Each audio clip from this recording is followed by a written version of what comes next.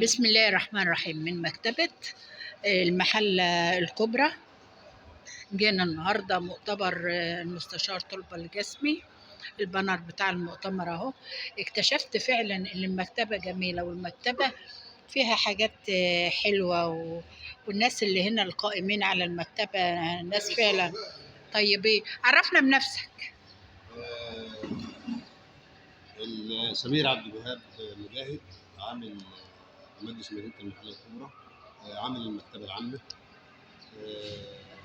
أنا موظف بقالي 27 سنة أو 28 سنة. احنا شفنا المكتبة فيها عدد فائق من الكتب، يعني لو هي واسعة شوية تماثل مكتبة القاهرة مثلا. احنا عندنا كتب داخلية جوه مركونة عينينها جوه، تملى قد المكتبة دي مرتين. يعني هي المكان المكان هو اللي متحكم في عندنا كتب حضرتك هنوريها لكم دلوقتي جوه مخزنينها حاجات جوه. بقى يعني كتب احسن من دي كمان، كتب الجديده وجايه لنا هديات، تبرعات. في جزء جاي تبرعات وجزء جاي من قصر الثقافه برضه يملى الدواليب دي كلها تاني. يعني احنا شفنا ان مكتبه اسكندريه اشهر مكتبه على احنا عندنا كتب هنا قديمه اكتر ما فيهاش، مش على المستوى، لان هي فعلا بتشغل مكان كبير ومكان واسع ومعموله حديثه، فهي تعتبر اكبر الكتب حضرتك اللي عندنا جوه يعني عايزه مكان زي ده كمان، كتبك مكان زي ده يسع. طب ما تبقى ما دام في مكتبه عامه يبقى في مكتبه برضه جزئيه، حد يتبرع بمكان ولا حاجه وتبقى في مكتبه. يتبرع بقى، ده تاسيسه من زمان. المشكله ان هي تبع مجلس المدينه، دي مكان حكومي تبع مجلس المدينه، اصلا اثري مش تبع قصر الثقافه. هي هو شكله شعر فكر فعلا جميل. شفنا الشيخ محمد متولي الشعراوي وشفنا قامات الوطن. العمدان بتاعته ايام الاثريه الانجليز، ايام عبد زمان. هي خلاص يعني دي من اقدم حاجه في اقدم مكان. ده هي هتعدي ال 100 سنه قريب خلاص. فضل يعني هتاخد اليوبيل الذهبي بتاعها قريب باذن الله. ومعانا النهارده عرفنا بيك رحاب ابراهيم ابو زيد، موظفه في المكتبه العامه. هنا موظفه بقالي حوالي يعني 15 سنه ولا حاجه في المحل هنا المكتبه. بتلاقي وقت تسحبي كتاب كده وتقعدي تطلعي على اخبار الدنيا واخبار العالم، بما انك موظفه وبتقضي معظم وقتك هنا؟ والله ساعات لما بيكون مثلا ما فيش طلبه موجودين يعني كتير ولا حاجه، ساعات بنقرا كتب، ساعات بنقرا في المصحف. بيبقى ساعات بقى في وقت الدراسه بيبقى المكان مشغول جدا، فما بيبقاش عندك وقت. لا ما فيش. هو دلوقتي عشان الثانويه العامه خلاص بداوا يمتحنوا بكره ان شاء الله، فهتلاقي ما كانش في حد. عارفه من اسبوع فات قبل العيد كان المكان مش عايزه اقول لك. طب طالب الثانويه العامه بيجي هنا ما هو معاه كتب ومعاه مواد بيجي بقى بيجي يذاكر هنا بقى. المكان مهيأ هنا، المكان مهيأ هنا للمذاكره والاطلاع، فهو بيجي ما بيعرفش يقعد يذاكر في بيته زي ما بيجي يقعد يذاكر هنا. يعني هو بيجي هنا عشان ايه؟ يذاكر والمكان فعلا تراوه. أيوة. وتحس فعلا فيه بياخد ركن لوحده في بين الدروس وبعضها مسافه كده ساعه بين الدروس وبعضها ولا حاجه، يجي والساعه دي يفضلوا في ناس بتروح تقضيها في جناين او حاجه. لا هم عندنا بقى هنا في المحل. يعني لو حضراتكم كنتوا جيتوا مثلا في ايام الدراسه شويه كنتوا شفتوا فعلا المكان كان عامل ازاي. قبل العيد قبل اجازه العيد كمان. قبل اجازه العيد كان المكان زحمه جدا، ما كناش بنلاقي مكان عشان نقعد فيه يعني من كتر الطلبه. لا والمكتبه بتبقى مهيئه فعلا للواحد على ومش غير الثانويه العامه مكان هادي، يعني تحس يبقى مثلا فيها مثلا اكتر من يجي 20 25 طالب، غير الرواد اللي غير الرواد اللي بتيجي تقرا جرايد، وغير الطلبات. وتحس ان مفيش حد في المكتبه خالص. طلبه الكليات والمعاهد بيجي ياخدوا رسائل ماجستير من هنا بيحضروا وكده يعني، ده غير طلبه الثانويه العامه. انتوا ما عندكوش هنا غير ابتدائي واعدادي وثانوي وتقريبا معاهد؟ احنا طول السنه عندنا ندوات قسم اطفال هنا، قسم وعندنا اطفال زيارات. وهنا يعني عندنا الدولاب اهو قسم مخصص للاطفال، وقسم المكفوفين اللي هم احنا هناخد جوله اهو. احنا شفنا المكتبه وعراقتها هي المكتبه العامه. شفنا المكان فعلا بيسع للتاريخ. مكان مش عندك قسم الخيال هنا اهوت فيه قالوا كتب وحاجات بقى. حضرتك بقى ايه برضه دوت جريده رسميه بتاع الوزراء، دي قديمه من سنين. يعني هنا مكان دوري الجريده رسميه بتيجي من مكان جمهوريه. لا الجريده الرسميه دوريات اهي جريدة رسمية. الجريده الرسميه اللي هي بتاعت رئيس الوزراء بتجيلنا كل شهر. الوقائع الوقائع المصرية. المصرية. احنا عندنا برضو الوقائع المصرية في. عليكم السلام. اهلا استاذ احمد مدير المكتبه.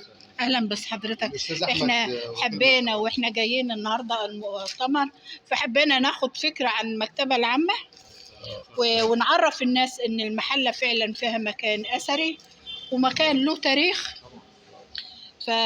وكمان جريده الوقائع المصريه ديت بتهيألي عندنا بالاسم في كل مكان. الوقائع المصريه؟ لا، انا في جريده الاخبار المصريه. اخبار معانا الوطن برضه بس في الكفاءة. اتفضل كده اقعد لحظه. اتفضل اقعد، انا هتكلم معاك. عرفنا تاريخ المكتبه دي نشأت امتى ومين اللي فكر ينشئها وازاي فعلا هي لحد الان قائمه.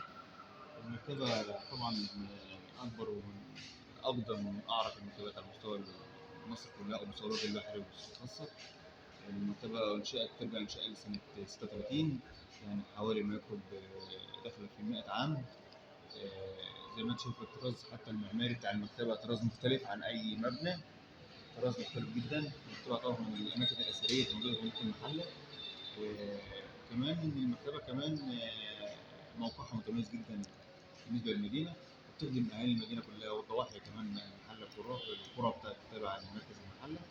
هي تعتبر المكتبه من المناطق او من المنارات الثقافيه في مدينه المحله، او من الاثار الحديثه، لان داخله على اليوبيل الذهبي اكيد برضو. هي بقول لك هي تعد من المناطق من الاماكن الاثريه. زي ما انت قلت لك حضرتك شايف التراث حتى المعماري بتاع المكتبه مختلف عن اي مبنى. احنا هنشوفه الوقت. الطراز المعماري مختلف. لو انت شفت الطراز المعماري كمبنى واساسه يعني هو كان في المحله احتلال زمان للفرنسيين احنا عندنا المستعمره. ايوه اقول لك كانت هنا احتلال. يعني هنا كانت في مكان هنا اسمه المستعمره، هنا كان الانجليز محتلينه وبانيين فيه مكان اللي هو اسمه المستعمره، بيوت اثريه برضه هناك. هنا في المحله في اول المحله وقاعدين هنا شباب. يعني المحله مكان اثري ومكان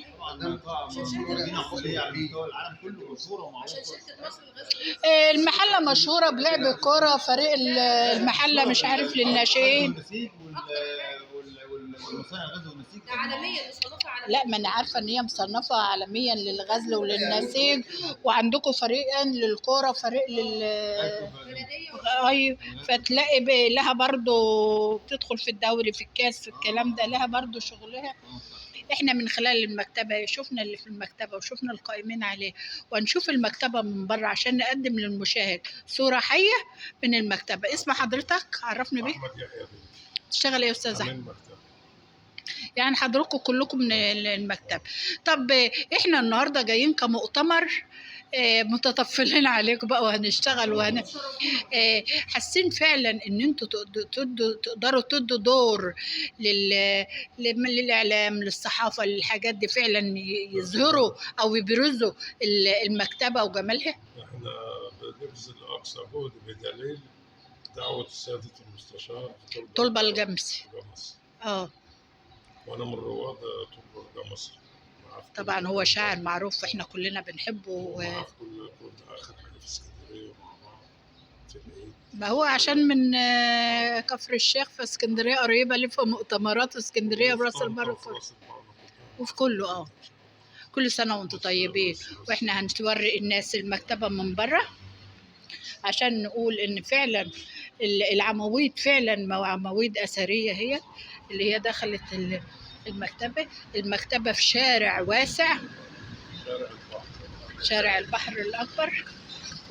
وشفنا المكتبة هي مكتبة فعلا أثرية، وجمال المكتبة وجمال مصر. دي أرض مصر، أرض اللي حب الاحتلال يجي ويطوف ويعيش فيها وعاش فيها عصور. هي سر المحلة الكبرى بدعوة حضور فعاليات صالون المستشار طلبة الجمسي بعنوان زهرة السوسن كوكب الشرق أم كلثوم وزلاء. كل سنة وانتم طيبين ومصر بخير. من خلال المكتبة سعدت بكم. كان معكم الإعلامية سهير يوسف في حوار مباشر من خلال مكتبة المحلة الكبرى.